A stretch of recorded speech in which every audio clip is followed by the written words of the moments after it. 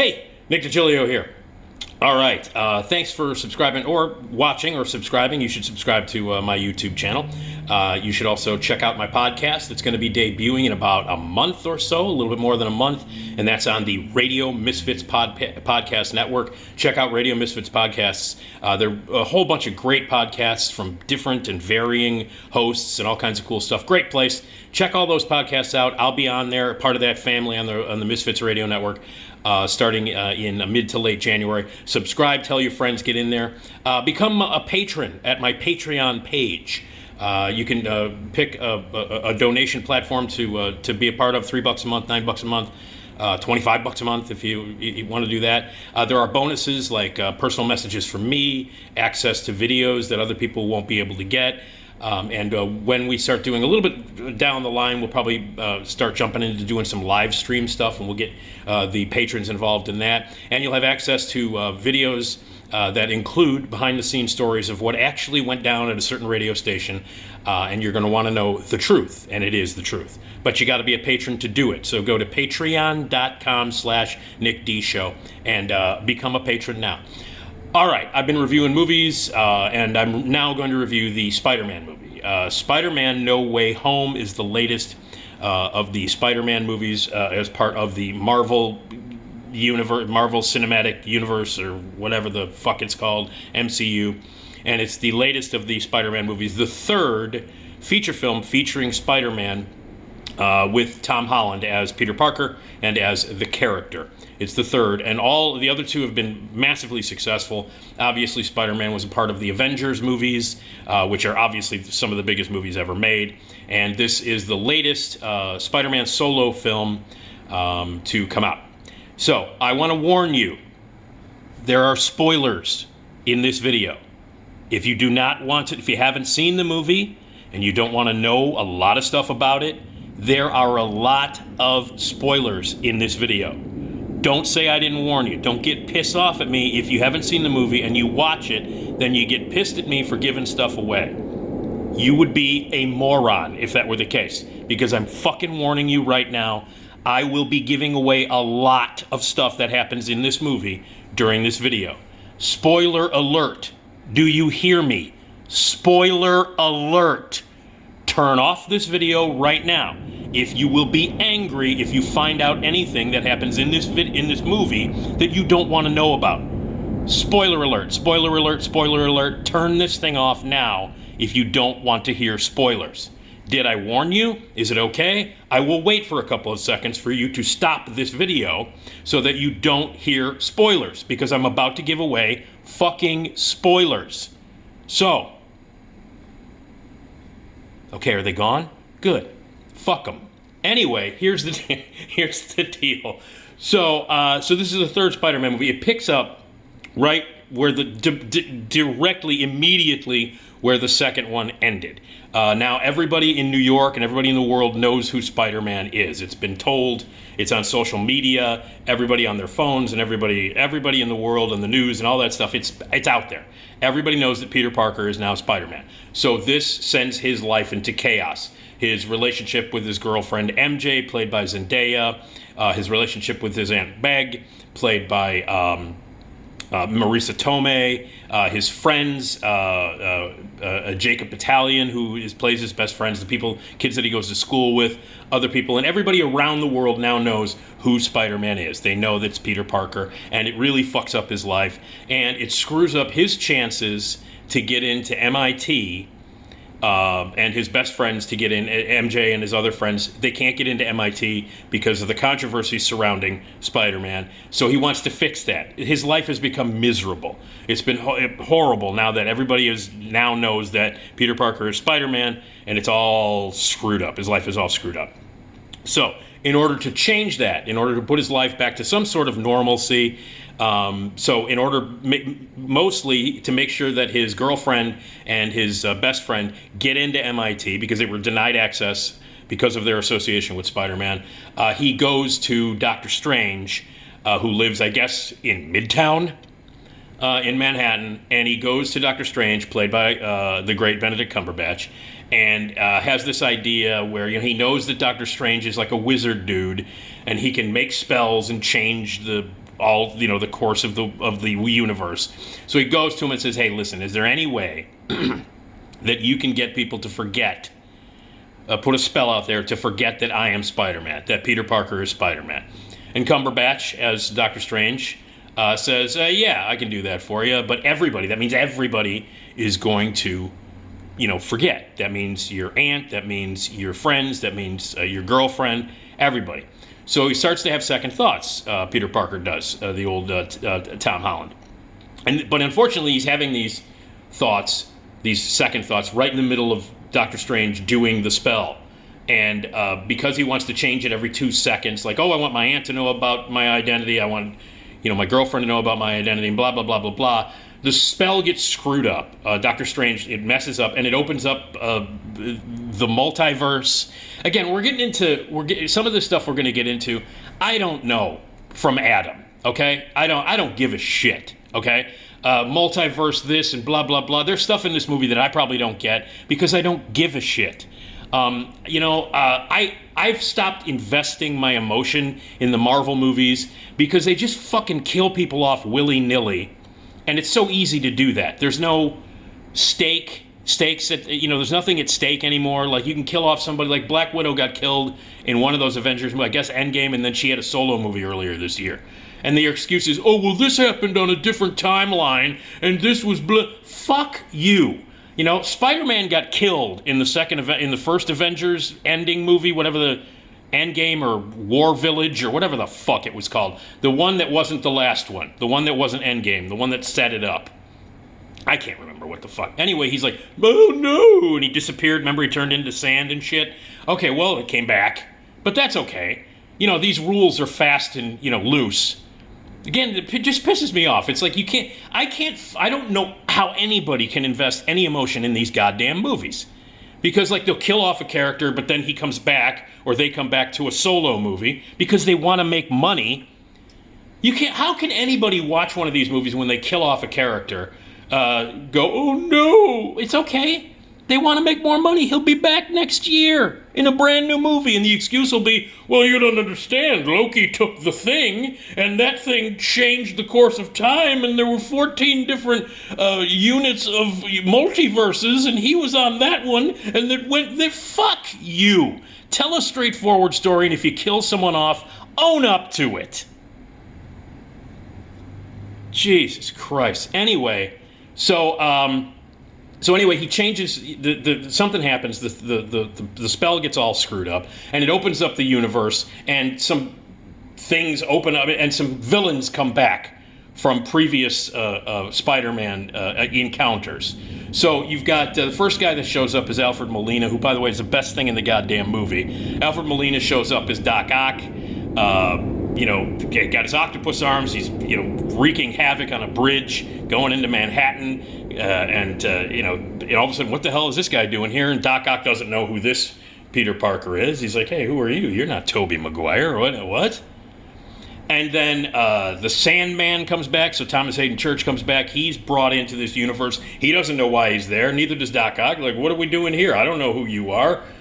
Sandman. You're not the Peter Parker I know. And then they bring back Lizard Ass or whatever, Captain Lizard, played by Reese Ifans. He was in the first Amazing Spider-Man movie. So he doesn't know. He doesn't. Hey, you don't look like Andrew Garfield. What are you? You're not the Peter Parker I know. And Jamie Foxx comes back as Electric Ass or whatever the fuck his name was, Electro. He comes back and it's like, hey, wait, you're not the Peter Parker. What are we doing here? And so these villains that took on these other Spider-Men in these other universes are now in Tom Holland's Peter Parker universe. And they don't know why they're there, and they're going to wreak havoc. And, of course, Green Goblin comes back, Willem Dafoe. So he comes back from the Tobey Maguire universe, and he's there, and what are we going to do? And so it's up to Tom Holland, who screwed up this, who made Doctor Strange screw up this whole thing. The spell didn't work, and now these villains from these other universes are here, and they've got to stop them. So it's up to Tom Holland and his girlfriend MJ, played by the great Zendaya, who's just a lovely, lovely actress, who, by the way, if you want to really see her do great work, she's great in this, but if you want to see an actually really great movie, watch Dune. And then Jacob Batalon plays his goofy best friend. Now, I will say this: the first like half hour or so of this movie is pretty terrific, and I have to say this: I like the other two standalone Tom Holland Spider-Man movies. I don't think they're great. I don't think they're, I mean, I certainly don't think they're fantastic. And they, again, because they're part of this Marvel universe, which is first and foremost about making sure that people come back and pay more money to see the movie, which is why they can fucking kill people off, but then bring them back because, hey, they want to sell t-shirts and tickets. That's what it's all about, people. So I did like the first one and the Homecoming and then the Where's My Home or whatever the fuck the first two were called. I actually like them. I think they're funny. I think Tom Holland is very charming as Peter.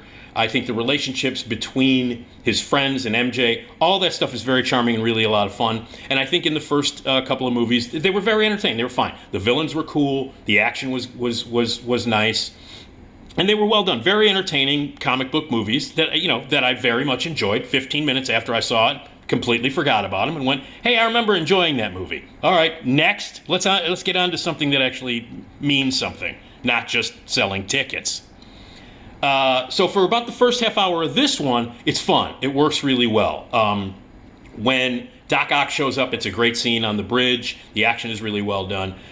When he recruits those guys, all the scenes with Benedict Cumberbatch in this movie as Doctor Strange are great. He's fantastic. He's hilarious. Listen, when a coffee mug steals the movie, like at one point Benedict Cumberbatch comes out from his house, from his hut or his mysterious dwelling, whatever, wherever Doctor Strange lives, he comes out, he's got a coffee mug. Look at the coffee mug that he's drinking from, because it's the best thing in the entire movie. So anyway, all the stuff with Cumberbatch is great. The way it's set up, the relationship that he has with everybody else and Peter Parker, really good stuff. And I happen to be a huge fan of Benedict Cumberbatch, and I like the Doctor Strange character. I don't go nuts over it, but I like it. And so all that stuff works. And so the setup is great. The setup is really entertaining and funny and fast and really well directed and well edited. The guy who directed this movie is John Watts. He's directed all of the Tom Holland solo Spider-Man movies. His background is in comedy. He did a lot of comedy stuff. He did videos, and he did work with The Onion and things like that. In fact, the people who wrote this movie, all the writers have comedy backgrounds. They wrote for Community, The Mindy Project, lots of other sitcoms. They worked with Seth MacFarlane on a lot of things. So the background here is comedy, which means that most of the movies that these guys have written, including these Spider-Man movies, have a real air of comedy to them. They're very funny. They have some very, very funny moments to it. All of that disappears about a third of the way into it, when other complications happen and they start taking it seriously, and then it all goes out the window when the other two Spider-Men show up. And again, I warned you already. If you're still on board and you're watching this, it's your own fault. But they bring back this universe opens up. And they need help because the first confrontation with these oh, by the way, when they take the villains, when the villains who come back, your Lizard Man and your Sandman and your Goblin and your Doc Ock, when they come back, the idea is to reform them, not to kill them. They want to give them a second chance. If they let them go back to the universes, they're going to die. They're going to be killed at the hands of the other Spider-Men. And for some reason, Tom Holland is like, no, I don't want to do that. They should be able to be lived. So anyway, he comes up with this idea that they're going to reform them. So they hold them in prison, and they're going to reform them. They're going to make them better so that they can live. All right, because this spider dude has a conscience. So Doctor Strange is like, all right, go ahead. So that gets screwed up. So they need help, and all of a sudden they discover that the other two other Spider-Men have also been released into this universe. So they bring back Andrew Garfield as his Peter Parker, and they bring back Tobey Maguire. Okay, the audience I saw this with went apeshit when Andrew Garfield showed up. They went, ah! They started screaming. Also, I guess Daredevil shows up in the movie at the beginning, and it took me a couple of minutes to even realize who it was. The audience went apeshit.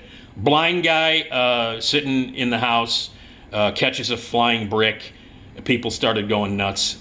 Evidently, that's Daredevil, and that's exciting for people. So anyway, so the Garfield and Maguire show up. Now, to be, listen, the crowd I saw it with, they went apeshit. I was like, all right, I guess that's cool. But then I started to think, well, all right, so well, clearly these guys are not part. These movies were made before the whole MC universe took off and became the biggest thing in the world. But they bring them back. So they bring these two guys back from these other movies, and then the rest of the movie, it's like the screenplay no longer exists. You know, except for the story. Oh, we've got to save these people. We got to save. Except for the basic superhero thing. Someone screwed up. This has to be fixed. I'm a superhero. I have to fix it, and I have a crisis to go through. All of that shit that you've seen in 18 million superhero movies shows up here, and there's nothing new to it. Not one single syllable is new. Then all of that stuff just goes, but anything that is remotely interesting or fun completely goes out the window, and then it becomes meta. The entire rest of the movie is nothing but jokes and winking at the camera and saying, "Hey, we know Tobey Maguire is old," so they make old Joe. My back hurts. I'm old. They make jokes about the characters that were in the other Spider-Man movies, you know, that weren't a part of the Marvel Cinematic Universe. They make jokes. Andrew Garfield, you know, they make jokes about that, and it all becomes meta. It's all nothing. There's no. I couldn't fucking care less what was happening. Everything, almost every line is a reference to something that happened in these other movies. And oh, you know, isn't it clever that we know that these aren't part of the Marvel Cinematic Universe? Wink, wink. But now they are. So it's just like at one point that, you know, Andrew Garfield's like, oh, I'm not very good. I'm not a very good Spider-Man. And, you know, Tobey Maguire's like, no, you're amazing. You're amazing. And if you remember correctly, the Andrew Garfield movies had the title Amazing in them. Oh, that's really clever writing. Oh, you're amazing. You're amazing. Yeah. So you got that. And so it just becomes references to these other movies. Story be damned. Characters be damned. Any kind of genuine emotion, be damned. Let's make as many jokes and references to the Tobey Maguire movies and to the Andrew Garfield movies, and that's it. That's it. So there are jokes that are thrown around, like Willem Dafoe, who plays the Green Goblin, has dialogue that makes references to the other movies and to all that stuff. So it no longer functions as a movie. It's a reference and joke machine. It is nothing but meta. It's meta to the nth degree. And my meta tolerance at certain times is pretty low, and it was real fucking low in this movie. By the 95th reference to other movies and jokes and winking at the camera. Hey, look, we were going to make the audience feel smart or feel like they're in on something by bringing in these other villains and these supermen from these other movies that had nothing to do with the Avengers. And at one point they're like, Avengers? What's that? And they're all jealous because Tom Holland was part of the Avengers, and Andrew Garfield and Tobey Maguire are like, what are Avengers? That's hilarious. It's not. Write a real movie with a real story and real emotions and stuff that really matters instead of fucking jokes, which is all this movie is. That's all it is. So, anyway, so this goes on for the entire movie, and then something happened. Look, it's a spoiler. Marissa Tomei, she dies in the movie. Okay? Now, they'll bring her back. Of course they will, because they'll go, well, she was in a different universe sewing at the time, and the crazy unit didn't hit her in the skull, and she can die because she was a different universe. Blow me, okay? So they kill off Marissa Tomei in this movie. Again, I guarantee you they're going to bring her back, because you know why? The only thing that matters to the MCU is that they sell tickets to the next movie. They don't care. They don't care. So they kill off Marissa Tomei, and this is the crisis. They have to have some crisis for the superhero. So the crisis is, oh my God, I got her killed. So Tom Holland is all pissed off, and now the other two Supermen from the other movies have to help him stop the villains from the other movies. All together, they have to work together because he's pissed off, and blah, blah, blah. And then there's a big choice that the Spider-Man has to make in order for all of this craziness to stop and the multiverses to stop screwing up the Statue of Liberty, which, by the way, how many times can we do a superhero or a special effects or a big budget movie at the Statue of Liberty? How many times even Ghostbusters 2, which is one of the worst movies ever, did it. How many fucking times do we have to see the Statue of Liberty in the climax of a big budget, special effects, escapist, superhero movie? It's been done a million times, like almost everything in this movie. So, the best stuff in the movie, the first half hour has some really cool stuff. J.K. Simmons, again, he shows up as J. Jonah Jameson. Now he's doing network stuff. He's doing, he's on video now as opposed to writing the newspaper. And, he's obsessed with finding where Spider-Man is and wants to stop him. For me, the funniest, the first half hour of the movie is actually pretty funny. The stuff between Tom Holland and Zendaya and his friends, really fun, funny stuff. Jon Favreau shows up. He has to show up because I think legally he has to be in all this. He's the one responsible for starting all this shit. And Marissa Tomei, all that stuff is fun. For me, the funniest scene, one of my favorite scenes in the entire movie, is when Hannibal Buress, Martin Starr, and J.B. Smoove show up as people who work in the high school. I mean, their scene is one of the most entertaining things in the whole movie. And the guys who show up, Alfred Molina is great as Doc Ock, and Willem Dafoe, is great as Green Goblin and the scientist and all that stuff. But they don't give him much to do outside of that first introduction. There's not much to do. Thomas Hayden Church is just there because he's Sandman. Rhys Ifan he's Lizard Ass, and Jamie Foxx again is awful as Electric Man or Electro. Now, here's what it comes down to. When you bring back shitty characters by actors who gave shitty performances in shitty movies, that's not going to change. That's not going to change. Just by virtue of being clever enough to bring them back. Oh, look, it's Sandman. He was in a movie that wasn't part of the Marvel Universe. Isn't that awesome enough for you? Shouldn't that satisfy you?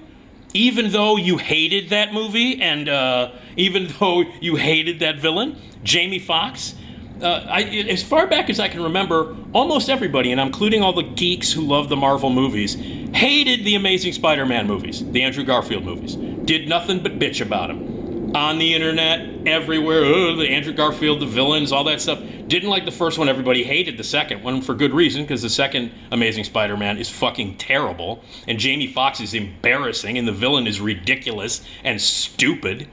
But I remember when those movies came out, everybody hated them. Now everybody loves them. Oh, I love it. They brought Andrew Garfield back. I remember when I used to hate him as Spider-Man, but now it's awesome because they brought him back. Oh, remember when I hated that lizard dude? Well, now I love him. Hey, remember when I hated Electro with Jamie Foxx? Oh, but it's great now because they brought him back. Isn't that clever? No, it's not. So I remember people hating it, and I did hate those movies, and I'm not going to change my mind. I hated those movies, I hated those characters, and bringing those characters from those movies into this movie makes this movie worse. It does. It does. Andrew Garfield wasn't a good Spider-Man. Those villains weren't good. Those movies weren't good. And to bring them back makes this movie worse. Sorry, it doesn't change the fact that those things were bad in the first place. They're not all of a sudden good because they're in the movie. Sandman, it was in Spider-Man 3. Most people don't like Spider-Man 3. I didn't like Spider-Man 3. Oddly, the people who come off the best are Alfred Molina and Willem Dafoe. You know why? Because the movies that they were in were good. The characters were good. Sam Raimi made those movies. So, bring back bad characters, starring actors who gave bad performances in bad movies. Bring those things back, and it makes your movie bad. They're bad. So, and it doesn't. Nothing can change that. But suddenly everybody in retrospect, we love it. The nostalgia factor. Everybody suddenly loves Andrew Garfield and Jamie Foxx. When that movie came out, the internet annihilated Andrew Garfield and annihilated Jamie Foxx. Now they love them for a time being. I guarantee you 3 months from now, everybody on the internet is going to trash them now in this movie. Give it a time. It's the internet. It sucks. Except for when people are watching my videos. Then it's cool.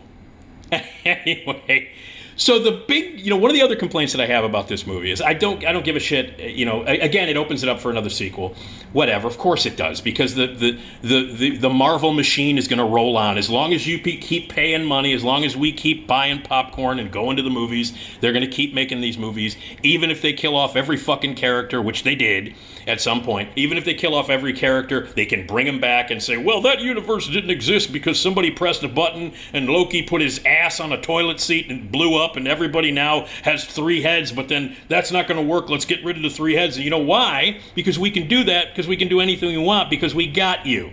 We got you. We got your money. We're going to kill off a bunch of characters and bring them back. We don't give a shit. You know why? Because I'm cashing checks. And you'll go see the next movie. You will. You'll go see it. Doesn't matter what they fucking do to you. Doesn't matter how much they manipulate you or kill off characters and bring them back.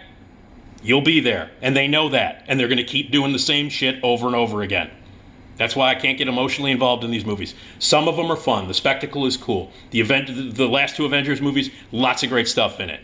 Black Panther, really terrific movie. There have been good ones. I liked Shang-Chi, the last one that they did. Not the Eternals, because that sucked. But some of them are great. Some of them are really good, better than others. To me, Logan is the greatest comic book movie ever made, because there are real emotions in that. And of course, it's not part of the Marvel, meat packing district. It's on its own.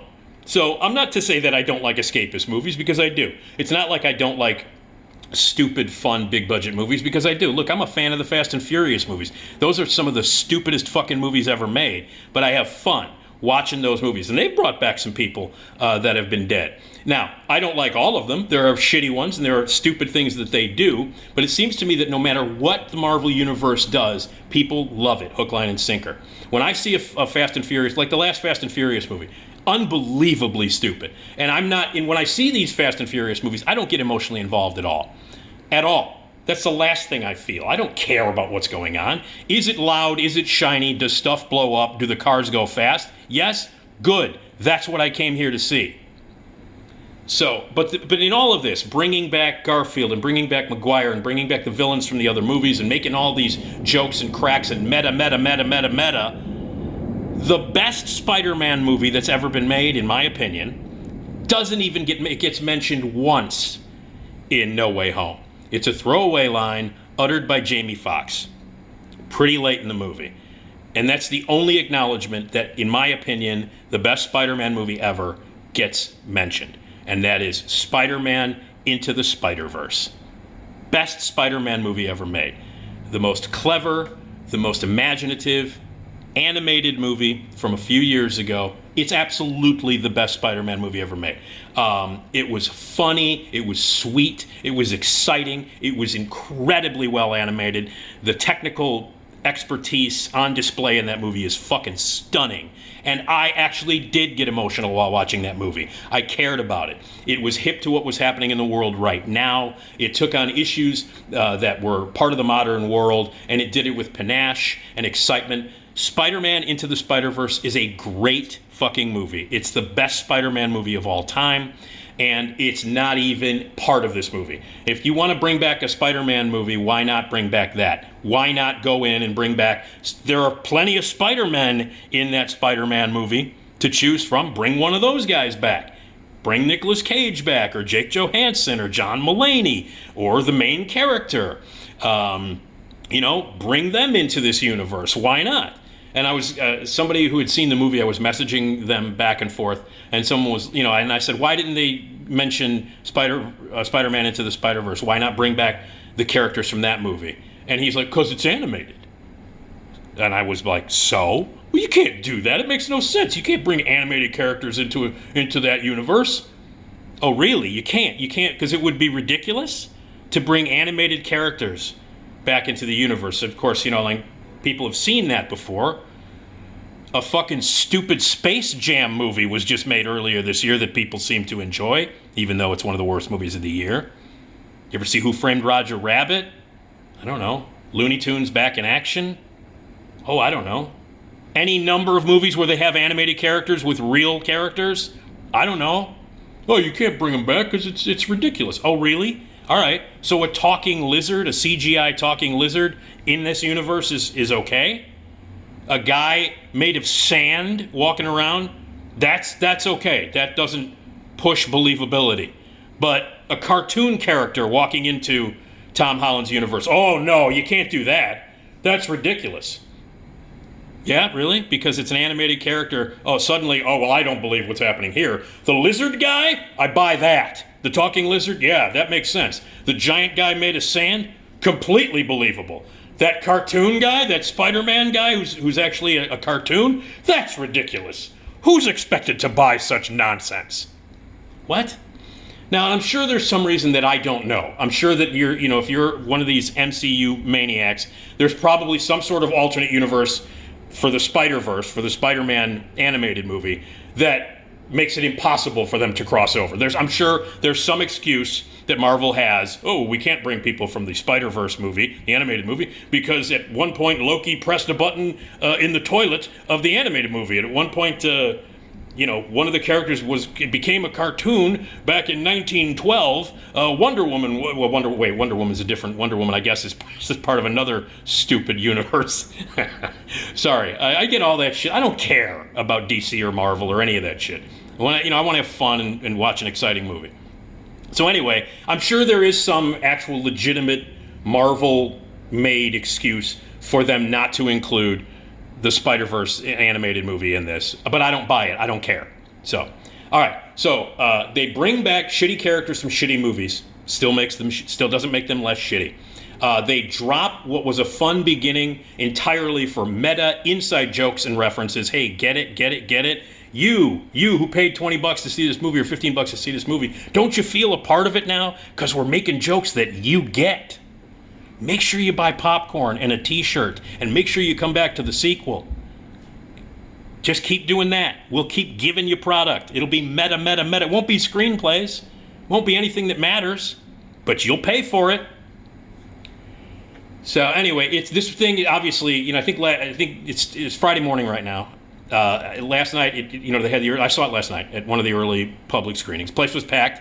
Saw it in the Dolby Theater. And again, this is a big budget movie, great special effects, great use of sound. This is, if you're going to go see a big budget special effects, extravagant, escapist comic book movie, this is the deal. This is like top notch. And see it in a big theater on the big screen. I saw it in the Dolby Cinema at Rosemont, and it was fantastic as far as like presentation and stuff like that goes. So it succeeds on that level. And it's going to make millions and millions and millions of dollars. It's going to be probably the biggest movie of the year. And everything that I just said for the past 20 minutes, nobody gives a shit about. They're all going to make money. But that's my thoughts on it. It's not a good movie. And you know why now. Meta. Jokey. Bringing back shitty characters from shitty movies. They're still shitty. And ignoring the best Spider-Man movie ever made completely. That's why this movie is not good. So, anyway, that's it. I'm done. I need to go see Nightmare Alley again. Go see Nightmare Alley. For fuck's sake, go see Nightmare Alley. Jesus. All right, anyway. Now I'm mad. Yeah, I'm mad. I'm going to go watch Logan.